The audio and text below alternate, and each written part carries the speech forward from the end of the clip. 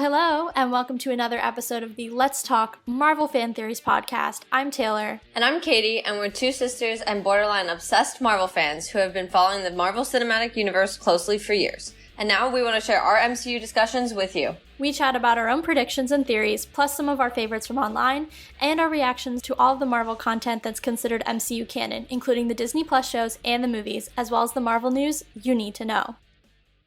Welcome to our episode covering She-Hulk episode 9. Let me tell you right off the bat, we have a very, very exciting episode for you guys. So excited to dive into this one because, man, was it a very special episode of Marvel TV this week. Katie, why don't you kick it off with your thoughts because I don't even know where to begin. Honestly, I don't really either. I guess it's weird because I loved it, yet there was a part of me that felt like I didn't get closure because of the way it went about, the ending, which I know we'll get into. So as far as like an ending to the show, I'm kind of in denial. Like I'm kind of thinking, no, like I'll have another episode, even though there isn't. Like that was the end. I don't feel like I actually got an ending, but at the same time, this is the first time ever where we sat here, and I remember saying last episode, like, I always worry that we're not going to get, like, an ending, and everything's going to be tied up, and then, like, this is the first time we didn't really get an ending, and so, I don't know, it's weird, like, I don't feel there was an ending, yet I feel like so much happened at the same time. Yeah, I am, like, very conflicted about it. So for you listeners, just a little bit of context, I literally finished the episode 15 minutes ago. So when I say this is a fresh take, I mean this is literally like I've had 15 minutes to ruminate, set up our podcast setup, and then here we are. So I truly have not even begun processing what this episode was. But I have to say, like, I thought in terms of uniqueness, it was through the roof. I enjoyed that, like, there was so much meta stuff going on. I thought that was super fun. But I did feel, to your point, Kate, like a little unfulfilled about the ending because I thought she was going to kind of just go back to the exact moment she left and not necessarily like skip right to the end. But then I kept getting worried because as she was talking to Kevin, which I'm so excited to dive into, but as she was talking to Kevin, I was like, we've only got like 10 minutes left. Like, how are they going to wrap this up? And so I was getting like kind of nervous, and then they did what they did, and I still don't know how I feel about it. Yeah, and I'll tell you, I watched it probably about 2 hours ago, and so I've had a little more time to process it, and I still, like, I've had time to jump onto Twitter to see other people's reactions, do a little bit of background on some things, whatever, had time to do stuff, and honestly, I still don't quite feel like I know how I feel about it. Like, I'm not gonna lie, like, there were things I absolutely loved about it. It's just as far as a conclusion, I think you kind of brought up the main thing I have an issue with, which was, she came back into the show and it was like, haha, guy's getting arrested. Emil is going back to jail because he, broke his parole. Daredevil appeared because that's what she wanted. Bruce is gone because she didn't want him there. Titania randomly is still there. Like, there was a lot. There was a lot going on, but yet nothing at the same time. I felt like I walked away from a show and was like, tell me when the commercials are over and like the show's back on. And then, whoever, usually Taylor, didn't tell me when the show came back on. And I missed like 10 minutes of the show. And I'm like, what just happened? I don't know what's going on. Guilty as charged. But that's what it felt like. Yeah, that part got me. But I don't even know if it makes sense to go through the episode like chronologically, I guess. Or maybe like, I feel like this episode we have to structure like before and after. So let's talk about the before, because I don't personally have as much to say about that. I think it was chugging along. I will say Pug that's all I've got to say. I freaking love that guy so much. Also, just the fact that he was having such trouble relating to the guys and like he literally could not physically bring himself to be a jerk. I was like, you're the purest human being, and I love you, and I will protect you. So I loved that. Yeah, and my bigger thing from the very beginning, and this you know, I've talked about my random, like, meta relationship with the Hulk franchise that has, like, always been on the DL for me, but I've always had, like, a fascination with. And I remember when I was younger, my dad would always put on he still does this, would always put on random channels on the TV because our family room is the only one that still has cable TV. The rest of them, we only have streaming, but we have cable for him. And he puts on like the most random things. And I remember he used to put on the OG Hulk show. So as soon as that reel started at the beginning, I was like, and I'm sick, so if I sound a little off, guys, sorry about that. But as somebody who's been like sick in bed for 3 days, I literally was like, oh my God. Like, I think that was the most excitement I've seen in 3 days. And I think I haven't moved faster in 3 days than I did when I saw that come on. Because I was like, they are not doing the OG Hulk TV show introduction to this. Yeah, I have not seen, I don't think, a full episode of it, so I didn't recognize it from the intro, but obviously I've seen stills from it and stuff, so I knew kind of what the homage they were paying, and I was like, okay, that's pretty cool. And I know even in some of the promos, like, you could see, I don't know if it was, I think it was just stills, but that shot of her and Bruce, where they're very much in the 70s, like, costumes and all that, like, that had come out beforehand, and I really didn't really think about it, like, I knew they were paying homage to it, but I didn't think about the fact that we hadn't seen it yet. Me neither. So it's very interesting I was very interested then that, like, they brought it in. I was like, oh, okay, that's where that fits in. Like, then it jogged my memory that, like, that was part of, like, what we had seen, you know, ahead of time. So definitely thought that was very cool. I was super confused because I was like, I felt like this episode was a little bit all over the place because it had that element, then it had like the actual storyline of the before times, then she had the most epic fourth wall break ever that I want to analyze to the nth degree. You're going to think I'm crazy. And then the after times. Like there was just like a lot to wrap your head around. I don't really understand the purpose of doing the OG Hulk homage the way they did.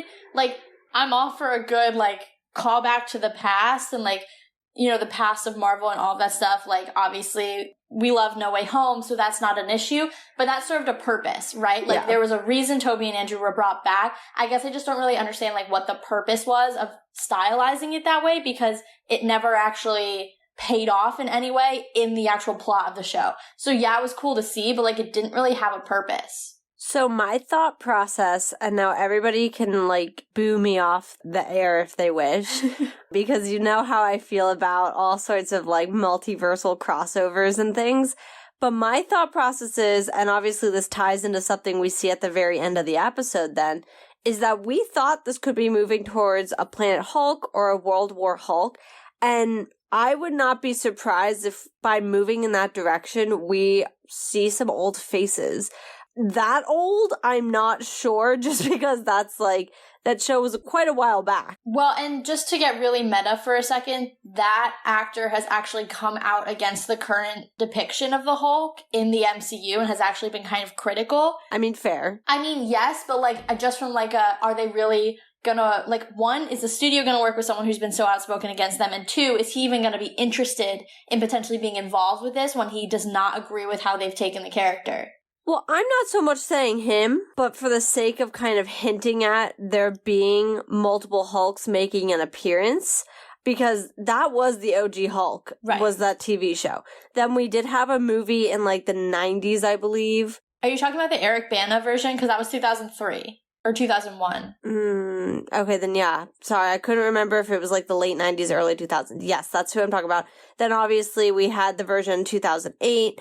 Who technically is our Mark Ruffalo, but I would not be surprised if we pulled the same thing we did with Spider-Man. And I say men for a reason. I didn't mess up my grammar. And then obviously having Mark, and then, you know, we have She-Hulk, what this ending gave us as another Hulk, the possibility of Red Hulk. Like, I feel like we're heading down such a big Hulk area that I kind of read into this more as they're paying homage, but in the way of, like, get ready because we're pulling you full circle. Okay, I like it. I didn't think about that, but I like that a lot, actually. Yeah. So that's where I took that. But moving along, you know, I'm not gonna lie, if this would have stayed on the path it was going, with Todd being the leader of the intelligentsia, which granted, that is what we got, that was a total L for me. Yeah. And I thought that was something Marvel fumbled a little bit with. I'm not gonna lie, I thought they fumbled the bag on that one. That had a lot of potential, and I'm not just saying for us to be right, even though for once I think we had a pretty, makes sense kind of theory. But it just felt like there was much bigger opportunity than what they were doing. No, I could not agree more. I definitely thought he was the safe choice. Like, when it came out that he was Hulk King, I was like, oh, that makes sense. Because even last week, I was like, oh, who did she snub on a date? And, in the back of my head, I was thinking about him, but I immediately crossed him out and didn't even bother saying him out loud because I was like, why would they make him the big bad of the show? It's clearly got to be the leader. It's got to be setting something up. We were really going gung-ho and, and I don't think this is untrue. I think it's just true for different reasons. But we were really saying, She-Hulk is going to set up so much. We're going to look back at this and be like, oh my gosh, look at all the things it did. And like I said, I still think that's true, but not for the leader. And I really thought that was going to be it. And to your point, it's not because I want us to be right all the time, because there's almost a loss of fun in that too, when you've predicted exactly what's going to happen. But just from an opportunity standpoint, you're right. It was a missed opportunity to lead into a really anticipated movie and bring him back, not just randomly after 15 years, but start to really sow the seeds so that it's not such a jarring re-entry into the MCU after almost 15 years. Yeah, and I mean, not even if it hadn't been the leader, I still would have kept my money on someone like Kingpin. Yeah. And I would have felt better about that. Even if we never physically saw Kingpin, but we just sort of got a reference to him, I would have been like, okay, that's fine with me. But, it being Todd, I just was like, that's an L, man. That was... And granted, okay, we take our little field trip, which we'll get to in a moment, because there wasn't a lot on the before sequence that I feel like I need to talk about. I agree. But, even with the field trip, at the end of the day, we come back and Todd was still the one behind it all. Yeah. And saying he was behind Intelligentsia really upset me, because I thought that was another L. That you were setting up, Ulysses Claw was a part of Intelligentsia. Yeah. So I have a hard time buying that this puny little man boy is the one who is behind all of this. I don't know, it doesn't sit right to me. And then when you have someone like the leader who's a part of Intelligentsia and everything else, it felt like breadcrumbs were leading to a castle. And instead we ended up at a porta potty. That's such a good metaphor. Yeah, no, to your point, I think here's another metaphor for you. And because the Phillies are doing well in the postseason, I'm going to go baseball. I think we thought that the Intelligentsia would be playing in the majors, and they played in the minors today. And that was annoying. Yeah. Nothing against the minors. We love the minors too, but when you're expecting the big club and you get the small guys, it's not as exciting, Oh, for sure. And so that was disappointing.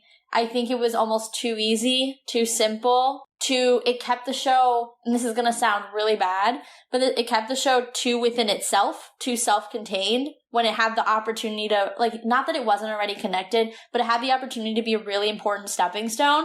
And they really missed it. And that is frustrating to me. I'm not gonna lie. I kept thinking, there's no freaking way. I wasn't surprised he was a member, but for him to be Hulk King, I immediately was like, there's no way this guy's smart enough to set up a Josh, to go after her blood.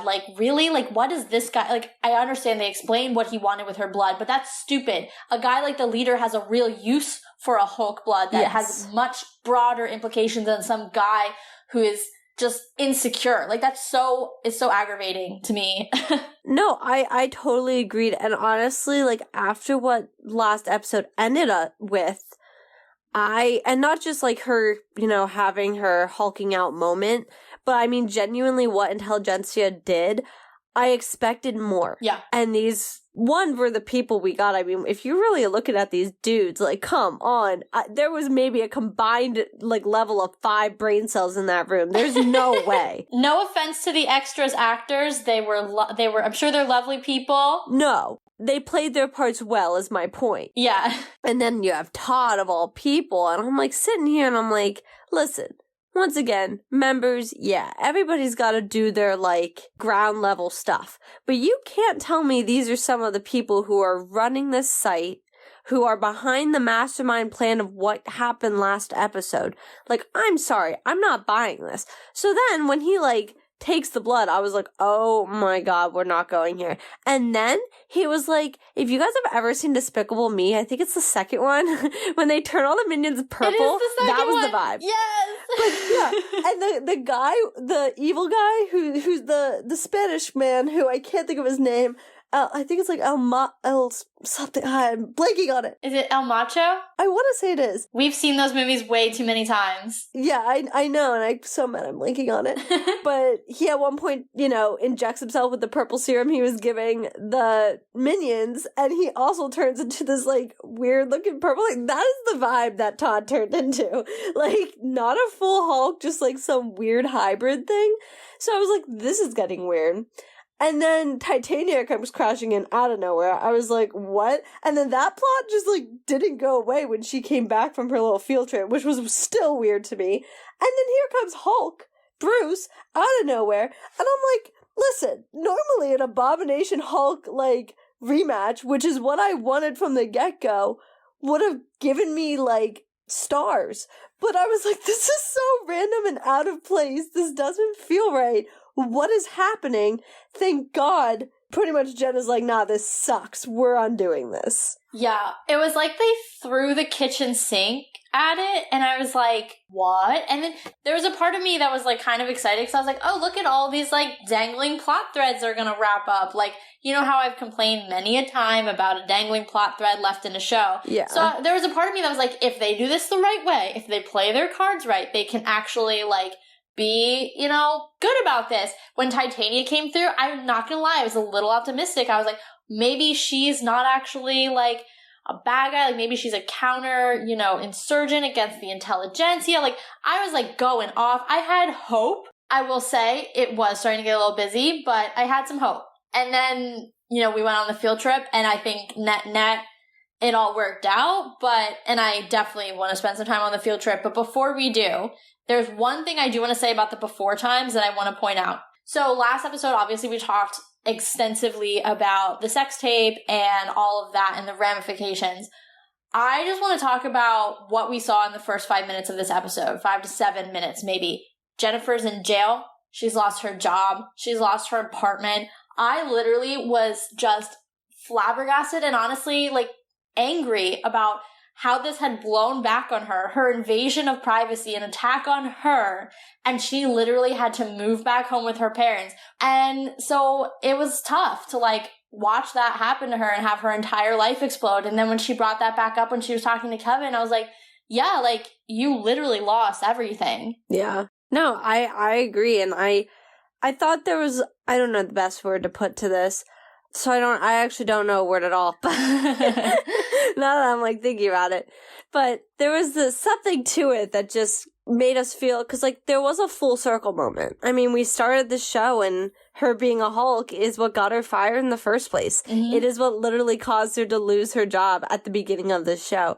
And then, we see it happen again, obviously, way different circumstances, but actually really not, because at the end of the day it was still her actions as a Hulk, which kind of goes back to what I was kind of trying to point out last episode, that was going to be the repercussions, not the sex tape and not anything else, not even the records she had on her phone that were leaked. Like, genuinely, it came down to how she reacted to what her punishment actually was by society. Yeah. And by the court of public opinion. So I thought it was pretty interesting that I felt like we kind of went in this weird full circle moment. Yeah, no, totally. So I definitely didn't want to, like, not chat about that, because I thought that was, like, very poignant, I think, after, everything that happened last episode. Since we're kind of edging around it, let's just jump in. Obviously, we go on a little field trip with She-Hulk. I will say I wasn't fully surprised, because I accidentally saw a spoiler today, and it was just somebody who was like, this gave me a heart attack. I thought my TV broke. I was like, no. That's sort of the premise of what I saw, and I normally watch She-Hulk earlier into the day, but like I said, I have been sick, so I just sort of was, pummeling through the day as best as I could, so we really wasn't top priority. So I guess I'm used to not seeing as many spoilers as I almost did today. But I saw that, and so I kind of was mentally prepared for something to happen. And so when it did, I was like, okay, we're chilling. Something, like, I know this is in the show. But the fact that she broke the fourth wall so like, hard that she physically jumped to another thing on the Disney Plus outline, which, mind you, there was a part of me that was like, jump into something funky like MOM. This would be so cool. Like, for no reason, but if you have the capabilities of doing it, like, do it. I want to see it happen.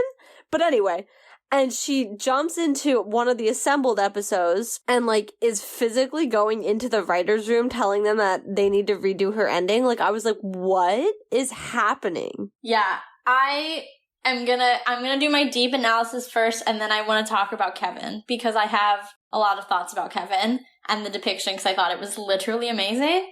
But I've been toying with the idea, and granted, this is only an idea I've had for the last 40 minutes since I finished the episode, but I guess I'm trying to figure out, is it possible she just jumped universes because she joined ours?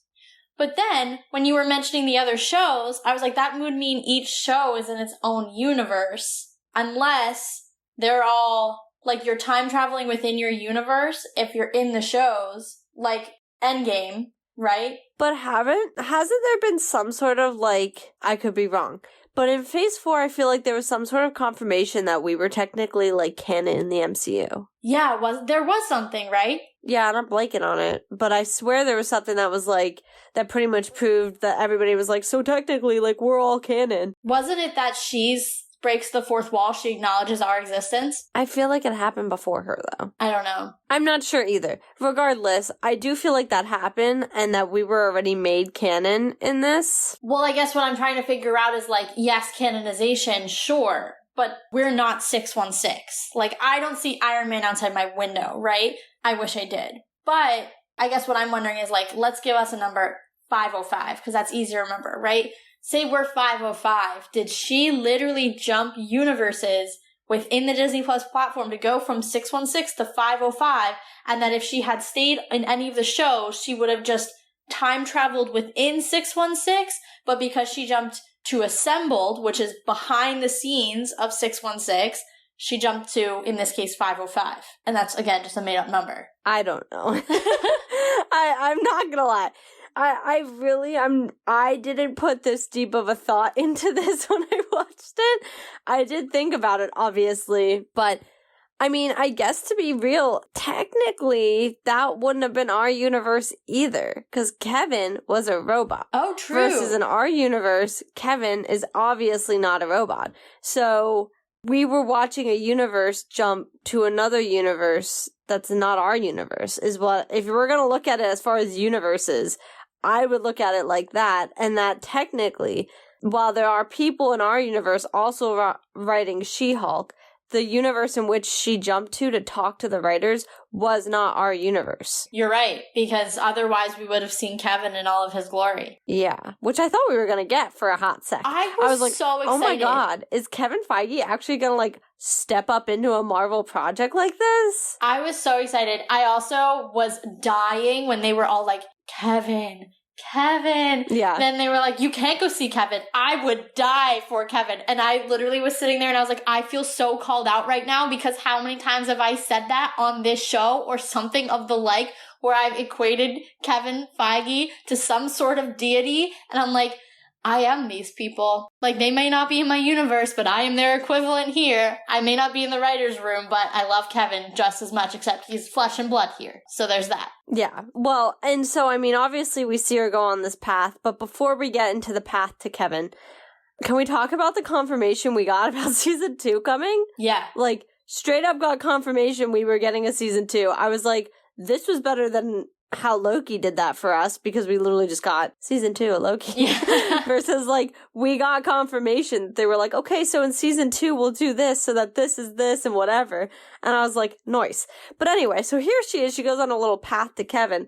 Did that hallway scene remind anybody else of a certain somebody? Because I was, like, quaking. Oh, I think you're going to think someone different than I thought. I was thinking Natasha, Iron Man 2. Yeah. Who did you think I was thinking? Oh, I thought because, okay, here's what I was thinking. Because the grainy film reminded me of, like, Bucky killing the Starks. She's giving me this really angry blank look. No, I thought of, why would I not think of Nat? Come on, that's my girl. Okay, well, because you're always thinking about Bucky and you find a way to bring him into like every episode, and now I did it for you, so you're welcome. Yeah, exactly. I didn't know what to do it this time. Yeah, no, I immediately was like, that is Natasha's hallway. Yeah. Don't even tell me otherwise. This entire fight scene, Natasha. Totally. It was such a great callback. Oh, I adored it. And so then obviously, you know, in her past, she finds Kevin. Kevin is a robot in this universe, though he has some strange resemblance to Kevin Feige with like a hat built onto him and everything. So I have to adore that. The fact that they trolled us so hard by making Kevin this all-knowing, all-powerful AI, because again, how many times have I said our great one and only all-knowing Kevin Feige or something of the like, and then for them to like literally go ahead and make him this like all-knowing AI, I was like, if Kevin was going to be anything, personified by anything, it was going to be this AI. Like, it was so meta and perfect that I was like, you know what? Hats off to Marvel because, like, that was too good. Yeah, no, and I agree. But I thought what was best was her interaction with him. Yeah. Because not even for the sake of this show, although I will say I appreciated her sitting there like, dude, what is your mindset with this? Because this is not going to work. Like, this is such a sucky ending. So I appreciated that. But even her just like, she's asking the questions we all want to know. I mean, at one point she asks about the X-Men. She's like, when are we going to see those? I'm like, valid. Like, aren't we all asking that? Can we talk about the daddy issues conversation? Because how many times have we had that conversation too? Yeah, I clocked that very quickly. Don't worry. I have that literally written in, not the daddy issues reference, crying. I was dying. Oh my gosh. Well, I like didn't know what to expect when the doors opened and it was every movie playing. First of all, I was like, my eyes have never seen anything more beautiful. And then I was like, wow, Kevin really goes hard because I was still expecting human Kevin. And so I was like, wow, like Kevin spends a lot of time watching these movies. Like he should, he gets paid for it. But like, wow, that's like intense, right? Like we love Marvel, but Kevin really loves Marvel. And then I was like, what's that thing? And it was like robot Kevin. And I was like, part of me was sad because I wanted to like see Kevin on screen. I know he'll like never do it, but like I wanted to see it. And then another part of me again was like, this is just the smartest thing I've ever seen. Like, this show is so smart. Well, and it made sense. Like, I had my thoughts that it wouldn't be Kevin when if you had the captions on, Kevin was K.E.V.I.N. So that got spoiled for you. Yeah, I sort of was like, there's no way they're talking about Kevin. Because I was like, it'd be cool. And my thought was still like, maybe. But I was like, why are they calling him Kevin like it's an abbreviation? So I was like, ooh, never mind. I think we're going to get something different. And obviously we did. But I love this entire interaction. I like that she pretty much like redoes her entirety of the ending of the show. That worked for me. But then you kind of brought up earlier this whole, we only had like 10 minutes left. How is it going to get wrapped up? And then, you know, She-Hulk jumps back into her show and... it was done for us off screen. Yeah, like pretty much like I said earlier, somebody forgot to tell you that the commercial was over and you missed 20 minutes of the show. So while I loved our little field trip, it did make me feel like the show didn't really get a proper conclusion. And I just was like, I know we talked about it. Titania, I felt like was wasted this entire show. Totally. This conclusion only confirmed that for me. I thought, you know, and her even still being there felt really weird and out of place. Todd, whatever, arrested my guess. Still annoying. They solved the problem of Bruce, but we'll get to that in a second in a different way. And then obviously Abomination has to go back to jail, but we'll also solve that problem in a different way. And thankfully they bring back Daredevil. One of her few requests was to bring Matt back, who was ready to go down for his girl too. He was ready to throw hands. He was. And she was like, nah, it's over. It's over. You're good. Well, I know, and that was so funny because in that sense, Matt was almost like the audience. Matt was like, where's the fight? I'm ready. Let's go, Jennifer. And then she was like, oh, no. You thought you were coming into a fight? No, it's done. Yeah. And like, at the moment, I was like, yeah, wasn't expecting that. Like, I'm basically in Matt's shoes. Like, was ready for the fight. I mean, like, I'm not gonna lie. Like, when she was talking to Kevin, I was like, okay, but if you remove these players, like, you're removing the Hulk, you're removing Hulk, Josh, I was like doing the mental calculations. I was like, well, what is the battle then? You know what I mean? Like, if you're doing all these changes, like, how does that actually logistically work out? So I understand why they almost had to, like, skip it. But at the same time, I was like, you're writers, write around it. Like, figure it out, Like, because there still should have been a conclusion that we saw. Yeah. In my opinion. Oh, I totally agree. And so I think that was the biggest problem, was I just didn't feel like I saw the conclusion. So, like, that wraps up. I'm like, okay. I guess that's the end. And so then we're at a family picnic, which I adored seeing Matt and her at their little family picnic, and they're like drilling him, and I'm loving that. I honestly almost thought he was going to invite her to New York to be part of his practice. I was like this close to assuming that. Well, yeah, because they kept talking about how she didn't have a job all episode, and I was like, well, and the thing was too, like, now that I'm thinking about it, and I think it was in the back of my head, but now I'm like really like analyzing it, this show did a really good job of making sure that other than her friends, she had no ties to Los Angeles. No job, no apartment, other than her family and friends. That's it. That's all. And so I was like, why are you still here? Matthew, who knows you, loves you, knows all of your good and bad, like, not that either Jen or She-Hulk is bad, but, like, literally knows you so well on both sides, like, and understands you in a way that most people can't. He's in New York, and you no longer have any massive ties to LA that cannot be taken care of by a flight home every once in a while to see your friends and family. Like, I felt like that was another, like, now that I'm really thinking about it, I'm getting more angry because I'm like, that was a missed opportunity. No, fair. Because I also thought that was where that was going to go. I was like, you're setting this up, especially because, okay, the one night stand kind of idea, I could have been like, I'm going to be sad, I'm going to miss it, but I'm okay, I can let it go. Yeah. I got it for a night. But, like, to bring him back, to have him meet the family, and he's staying in LA for the whole week and everything else. I'm like, I feel like you're setting up something for me. That's more serious. Yeah. And if you just, like, ignore this moving forward, which I know there's been rumors about her being in Daredevil Born Again, if she's not now, we're gonna have a problem. Oh, I'm gonna be so angry. Yeah, I mean, you set something up. And it's one of those things, too, that I hope is not just written off sort of like Tony and Pepper's breakup was at one point. Or Thor and Jane. Or which, yes, we explored later, but, like, oh my god. Exactly. Just, like, randomly written off, and we just, like, don't really talk about it. Yeah. And so I just was like, okay, like, I hope that's not what happens here, because you, like, made me care about this relationship, and I was devoted to it, and so I'm gonna be annoyed if we don't see her make an appearance in Daredevil. Yeah, but to that point, I almost feel like that's why they didn't move her to New York, because then she would have to be in the show every episode.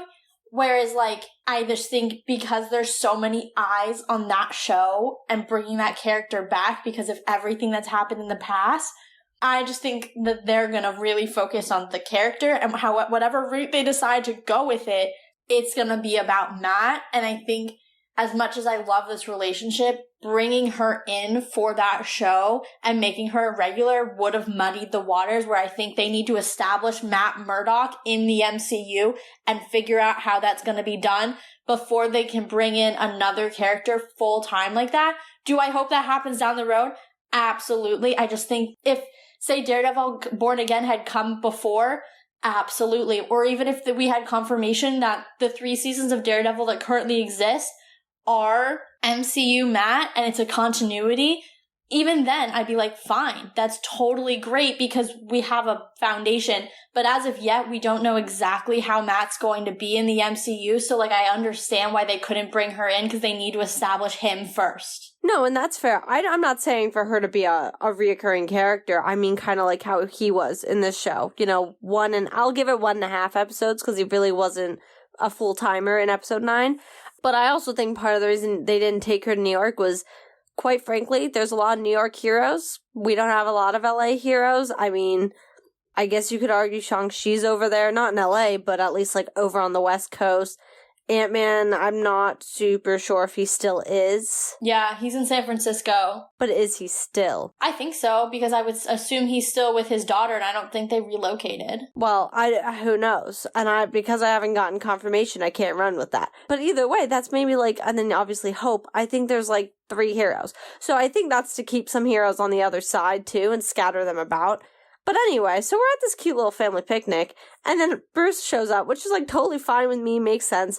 And then he's just like, hey y'all, got a son, and no one reacted, which also felt weird. I have so many things to say about that. First, I was mad because they brought him back, and I was like, I thought we were setting up World War Hulk. You need to be in space for that, buddy. Like, that's what and again, it's not because I want us to be right. It's because I feel like, okay, they're just going in a different direction, than I was expecting. Like, it's going to be more of the Hulk family and building that out, I think, before we get into a World War Hulk, or I always forget what the other one is called. Planet Hulk. Planet Hulk, there we go.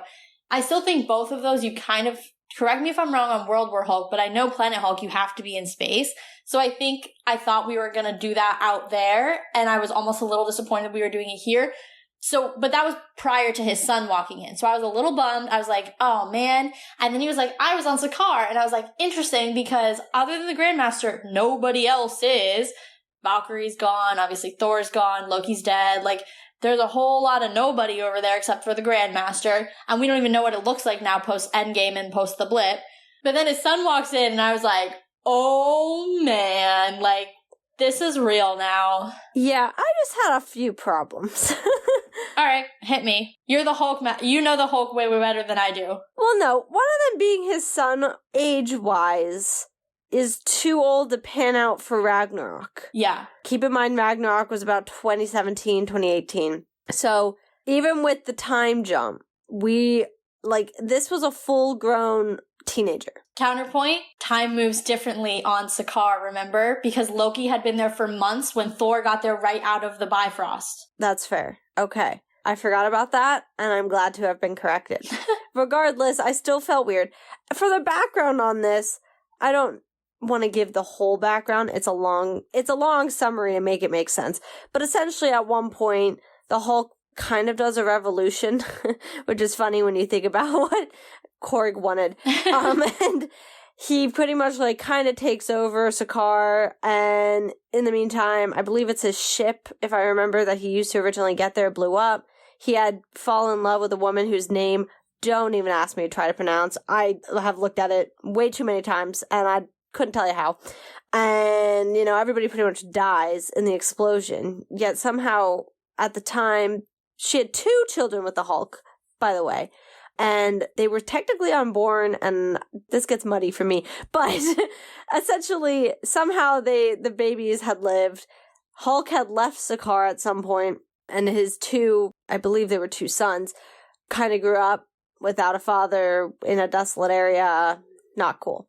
One of them being the sons that appeared at the end of She-Hulk, with the other one, TBD, I guess. We haven't really heard anything about him. Although, supposedly, the son who did come at the end of She-Hulk came to Earth initially to, kill his father. To be fair, terrible dad. And at the time, Bruce was, in Bruce form, so he couldn't kill him. So that created, a love-hate relationship because they had to, kind of be father-son at the time. Regardless, obviously this is straying from that because, Bruce went and got him. Seemed like he didn't know about him. I guess now we have to live with the fact that the Hulk had a child, which I didn't need to think about. Yeah, so here's my thing with that. I'm trying to find a classy way to say this. I feel like he has to be with another Hulk for 2 reasons. One, he's Hulk-sized. And 2, I don't understand biologically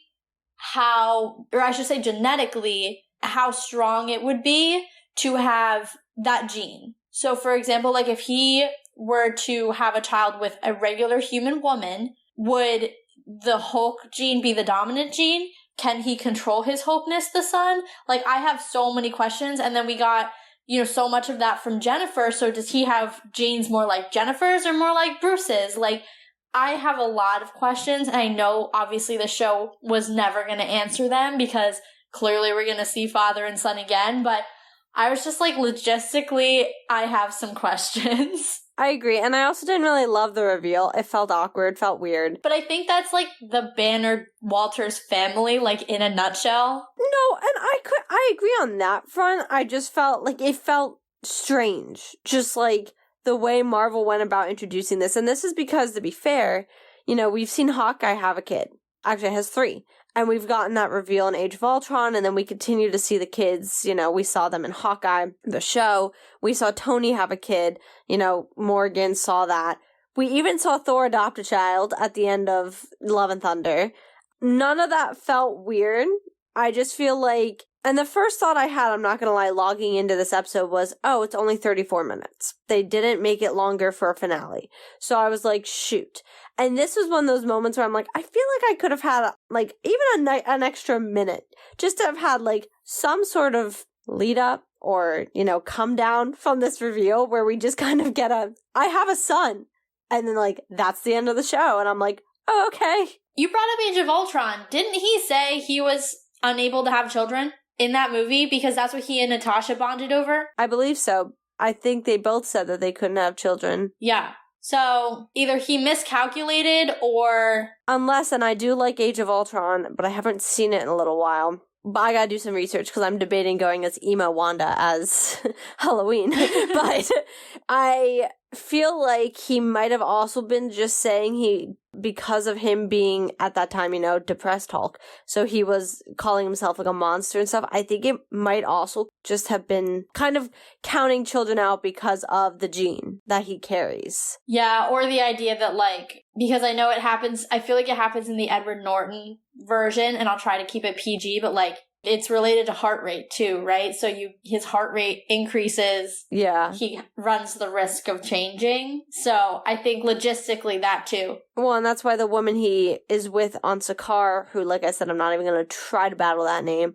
I'm pretty sure is like an alien type of something. Like, she's not human. She's from a different planet. That makes more sense to me because I cannot get the logistics in my head of a Hulk with a human woman and it being okay enough for the human woman to not only survive the encounter, but then to also carry the child. TBD on whether she's still alive because he just up and took his son. So, Well, if it does go to the comics, she died in the explosion. Right, but like, if say there's not an explosion, I could totally see her, like, dying in childbirth or something because there's a Hulk. To my understanding, and I can be corrected, I don't think she actually makes it to childbirth. It's a complicated thing. Definitely do some research on that storyline of how the Hulk's children come about. I will do the research and put it in the blog for y'all because I don't want to muddle a story and be incorrect. But from what I feel like I know, and this is pulling from a depth in my brain, which might be, I don't know, I could be like hallucinating at this point of the night, but I do think she might have died and somehow the son's like, whatever. Not the important thing. Anyway, though, moving forward to the very last part of this episode, you know, we get an end credit scene of our favorite two besties, Wong breaking Abomination. Well, they're not our favorite two besties because I think we've decided our favorite two besties are actually Wong and Madison. Fair. But I think they could be a good trio because here's Wong breaking his man Abomination out of jail again. Oh my god. Okay, and here's the thing. So that obviously happened mid-credit, and I was watching all of the credits come up, and it was like, and it showed Mark Ruffalo, it showed Charlie Cox, and then it was like, and Benedict Wong. And I was like, literally, like, did I black out? Like, where was Wong in this episode? And then it showed him in the cell, and I was like, I low-key got spoiled by the credits. Yeah. Telling me that Wong was going to be in the end credit scene. Yeah, no, I did too. I'm not going to lie. But the only thing I want to point out about this is obviously he breaks his man Abomination out. That's fine for me. I think that sets up his future a little bit more, makes more sense to me. But, and especially if he ends up being a part of the Thunderbolts, that makes sense that he's broken out of jail because he would have been on parole otherwise. That wouldn't have worked. But the only thing that bothers me is when we first, you know, I think saw Wong, we kind of felt like by the way he spoke and what we got from his language was that MOM had not happened yet because obviously Wanda like totals Kamar-Taj. And then this end credit scene happened and I was like, wait a hot sec. At the end of MOM, they have fixed a lot of Kamar-Taj and they're rebuilding. Yeah. And they're retraining. So I was like, I need to take that back because they might not have happened. Now, I will say him kind of randomly dropping the Book of Ashanti did feel weird because that book was destroyed in MOM. That was a big thing, obviously, because it's the antithesis of the Darkhold. So that did feel weird early on in the show. But now that I was thinking about it, I was like, there's no way Abomination was sitting on Kamar-Taj when Wanda came after it. That was exactly what I thought. I was like, oh, Wong. And then I was like, whoa. He's going to Kamar-Taj. There's no way he was there during the Wanda attack. So I guess it has to be, it's one of two options. Either he was there, he stayed for a hot minute, Valentina showed up, he's gone already, right? She's been assembling her Thunderbolt, so that's not out of the question. I think that's one option.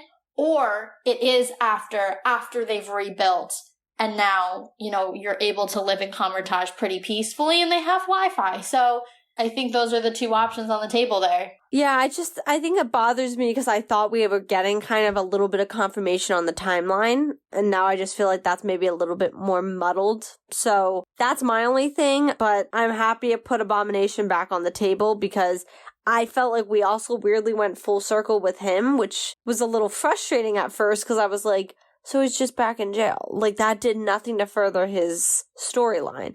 So I guess we'll have to see where that ends up, Yeah, totally. There's one other thing, and it has nothing to do with the plot, but I just thought it was, so smart, and it got me so hyped because I mean, obviously we all know what's happening, but when Kevin was saying to Jen, sorry, this is going back into the field trip moment, but I forgot to talk about it when we were there, and he was like, oh, you have to be Jennifer because you're expensive, which, by the way, was, hilarious.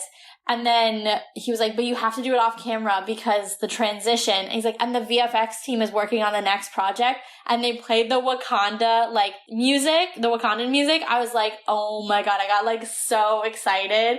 It just reminded me that is very close. And I love it when it's, meta like that. It was so fun. No, I agree. I also had that kind of as a thing on my notes, but I accidentally skipped over it. So I definitely picked up on that. I was like, look at that. Yeah. Weirdly, I think that's everything. At least the big ones. I was trying to make a mental list because it was just hitting left and right this episode, but I think we got all the ones I really, really wanted to talk about. Yeah, I mean, I'm good over here. All right, well, that's a wrap, guys, on all of She-Hulk. So we're going to be taking a break from shows for a hot minute. I'll let Katie tell you guys what's coming up next, but we hope you've enjoyed our coverage. If you're looking forward to keeping up with us for any of the future content that's coming out for the rest of the year and into 2023, which weirdly is around the corner, you can subscribe on your podcast platform of choice. We are so appreciative to everyone who's left a rating or a review so far.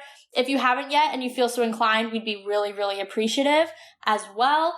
You can also check out both our merch store and the blog in the show notes below. Like Katie mentioned, she does a lot of extra research for the blog, and there's going to be some good tidbits about the Hulk family in there this week, so definitely check that out when it goes live. Make sure you guys are also following us on Twitter at Let's Talk MFT for all the blog and episodes, also any theories, memes, whatever else we happen to see. And you guys are also signing up for our newsletter, which you can do on the blog, or there's a link as well on our Twitter. As far as what's coming up next, Taylor said it, we have just finished the last show of 2022. So that is it. There will be no more Marvel TV for the rest of this year. With the exception of the holiday special for Guardians, which I think is this year. Yes, but that, to my understanding, is going to be very similar to Werewolf by Night, so not really an ongoing sort of show. It'll just kind of be like a once and done sort of vibe. So I kind of almost ping that in more a little bit with the movies. Speaking of movies, though, we do still have Black Panther Wakanda Forever coming up very quickly. So if you guys haven't gotten your tickets, make sure you guys get those as soon as you can. I know I need to heed my own advice and get my tickets, but make sure you guys are getting those, and you guys are also going to keep up with all the Marvel content that is still coming this year because Marvel just blew your mind. So let's talk about it.